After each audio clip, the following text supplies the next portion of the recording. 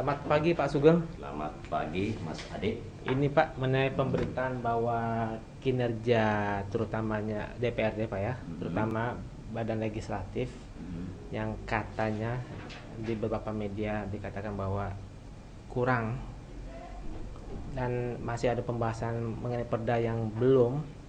Itu bagaimana tanggapan Pak Sugeng sebagai Ketua Badan Legislatif Pak? Oke, baik, makasih Mas Ade.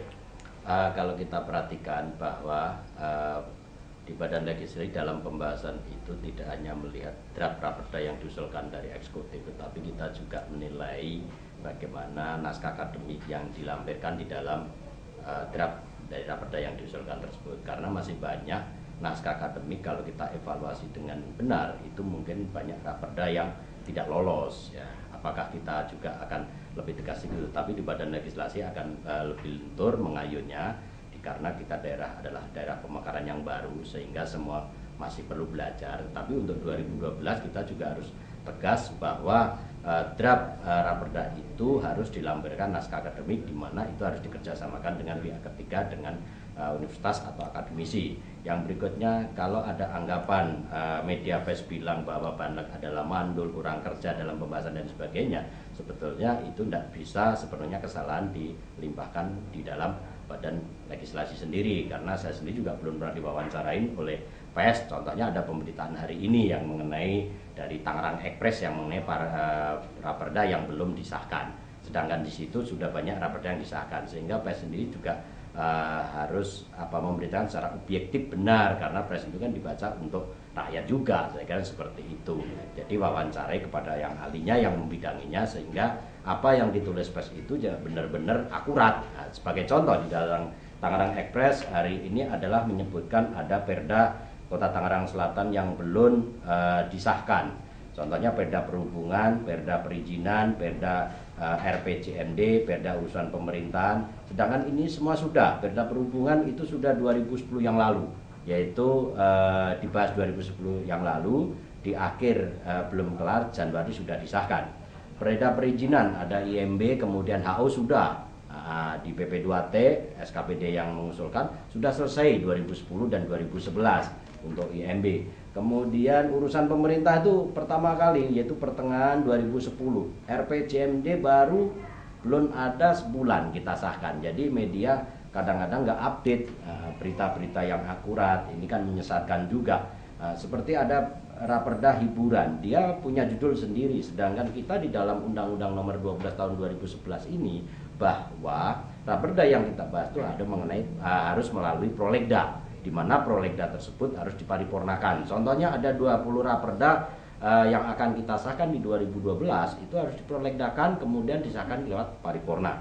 Dan masyarakat juga harus tahu bahwa DPRD Tangerang Selatan sudah menyelesaikan 26 raperda, yaitu 23 raperda usulan dan 3 raperda wajib, yaitu raperda APBD 2 kali dan raperda pertanggungjawaban 1 kali.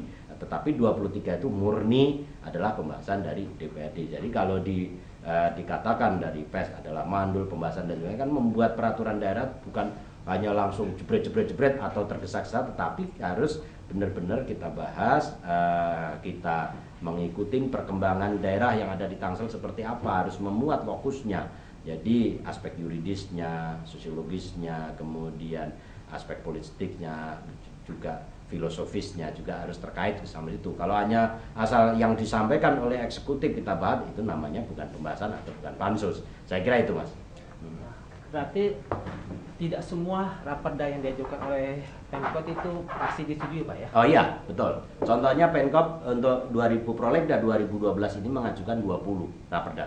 Tapi kita menyisir dan mengevaluasi, memilih skala prioritas itu kurang lebih ada 14. Itu pun belum dilampirkan naskah akademik, memang kita tolak.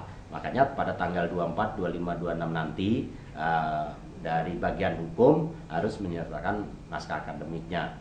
Dan rakor Banlek dengan bagian hukum bahwa di 2012 nanti ada raperda, sebagai contoh adalah prolegda di 2013 itu harus dianggarkan di 2012, sehingga kita sudah mempunyai pengalaman naskah akademik belum dibahas, itu bisa dibahas, Mas. Jadi Pemkot kayak kemarin mengajukan 20, tidak semua, hanya 14 gitu. Yang penting-penting kemudian yang skala prioritas, karena di dalam kerangka besar atau grand design Raperda, Banten dengan bagian hukum sudah menyetujui antaranya adalah pengelompokan. Yang satu adalah pengelompokan dari Raperda atau Perda atau regulasi atau peraturan daerah tentang pemerintahan. Kemudian kelompok Raperda atau Perda tentang peningkatan PAD, Raperda tentang kesejahteraan masyarakat, dan Raperda inisiatif dari anggota dewan, dan seperti itu. Jadi mindset kita adalah berubah. Coba apa saja perda-perda yang dibutuhkan di pemerintahan, apa saja perda-perda yang dibutuhkan di dalam peningkatan PAD, apa saja perda-perda yang dibutuhkan dalam meningkatkan kesejahteraan pelayanan masyarakat. Nah, seperti itu. Nah, itu sebetulnya mindset itu yang kita bangun. Dari dulu kita udah bilang ke bagian hukum, tapi yang nggak dilaksanakan. Baru kali ini setelah ada bagian hukum baru mulai sudah sepaham dengan apa yang kita inginkan, Mas. Emang apa Pak konsekuensinya disetujui semuanya dengan tidak disetujui semuanya, bagaimana Pak perbedaannya Pak? Yang pertama adalah kita lihat adalah skala prioritas dan kelengkapan Raperda tersebut, Mas. Karena undang-undang mengamanatkan harus disertai, yaitu saya lupa pasalnya, tapi di situ ada disertai dengan naskah akademik. Tetapi di dalam Undang-Undang Nomor 10 2004 itu dapat disertai dengan naskah akademik. Berarti dapat itu bisa iya, bisa tidak. Tetapi di Undang-Undang 12 ini harus disertai.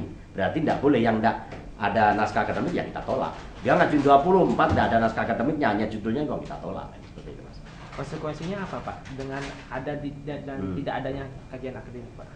Ya, kajian akademis itu kan memuat seluruh aspek-aspek, yaitu baik di situ adalah sudah mengkaji kebutuhan perda yang ada Tangerang Selatan itu sudah sesuai dengan daerahnya atau tidak, kan seperti itu, yaitu aspek filosofisnya, sosiologisnya, yuridisnya, payung hukumnya. Kalau pembahasan nanti aspek politisnya. Kalau itu tidak ada ya kita mau centelannya sama apa? Paling nggak ada latar belakang bahwa perda, judul perda ini, udah centelannya ini, kan begitu kan? Nah itu kan harus dikaji, Mas. Kalau seandainya asal-asal udah kayak peraturan aja kayak surat keputusan, tetapi di sini bukan surat perjanjian keputusan, tetapi adalah peraturan sebagai payung hukum yang akan dilaksanakan oleh pemerintah daerah itu, sehingga mempunyai kekuatan hukum yang baik, dan perda itu kalau sudah dibahas mempunyai jangka waktu yang panjang, sehingga pembahasan hari ini itu bisa dipakai 5 atau 10 tahun yang akan datang, bukan setiap tahun kita buat perda. Tapi kalau asal-asalan mungkin ya bisa aja 1 tahun kita merampungkan 100 perda, tapi nggak seperti itu. Tapi apa dengan ditolak yang beberapa perda Pemkot Pak ya? Itu tidak menghambat kinerja Pemkot sendiri Pak? Tidak, sebetulnya nggak ditolak ya, suruh memperbaiki. Kan ada prolegda itu kan per tahun ya. Kalau seandainya sekian mungkin ya tinggal pembahasannya seperti apa. Kita ini kan belum ada di masing-masing komisi, belum ada tenaga ahli, baik itu komisi dan badan kelengkapan maupun di badan legislasi belum ada tenaga ahli. Jadi dalam mengkaji kan kita juga harus konsultasi kepada yang ahlinya. Contohnya pada teknis beda tentang IMB, kita juga harus konsultasi, mengundang narasumber dari Kementerian PU dan lain sebagainya. Jadi tidak asal-asalan. Saya kira dengan dependingnya itu bahwa dinas terkait, SKPD terkait bisa memperbaiki draft raperda yang diusulkan disertai dengan naskah akademik. Masih ada spare waktu untuk mengkaji naskah akademik dengan pihak ketiga, mungkin dengan universitas. Kita kan ada SETAN, ada UIN, ada UNPAN dan lain sebagainya. Saya kira itu bisa kerjasama. Tinggal ada kemauan atau tidak dari dinas tersebut, kan seperti itu. Nah, untuk mata masyarakat sendiri Pak, bagaimana langkah yang sebaiknya dilakukan oleh DPR Pak agar masyarakat mengetahui bahwa perda ini berguna untuk ini, perda ini begini? Apakah ada langkah dari DPR sendiri untuk mensosialisasikannya Pak? Ya, yang pertama sosialisasi itu wajib hukumnya, di undang-undang juga harus seperti itu. Jadi dalam pembahasan itu harus ada sosialisasi juga, mengundang stakeholder dan lain sebagainya, dipublikasikan.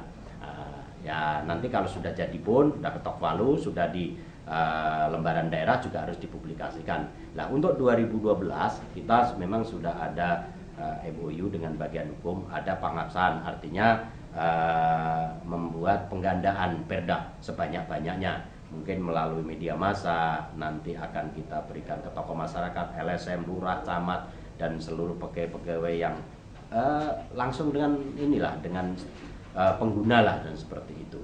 Jadi sosialisasi itu memang diwajibkan, sebab ada teori hukum namanya teori fiksi, ya, yaitu adalah bahwa peraturan daerah perundang-undangan kalau sudah di lembar negara kan adalah setiap orang dianggap mengetahuinya, kan seperti itu. Jadi tidak ada pelanggaran yang dia beralasan saya tidak mengetahui undang-undang tersebut kalau sudah di lembaran negara maupun lembaran daerah. Nah, kita sebagai penyelenggara pemerintah daerah juga mendorong pemerintah daerah untuk segera mensosialisasikan raperda yang menjadi perda yang sudah di lembaran negara.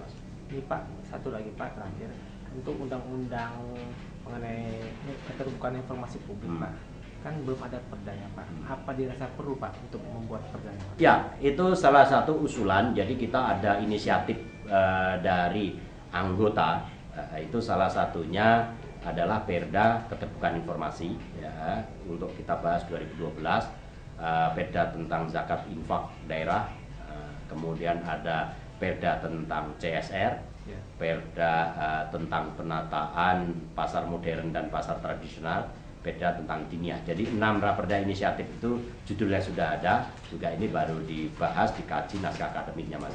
Jadi dari 20 prolegda 2012, 6 dari anggota komisi, gabungan komisi, dan badan legislasi. Baik, terima kasih Pak Sugeng. Baik, terima kasih pagi, Pak Ade. Selamat siang. Siang ya.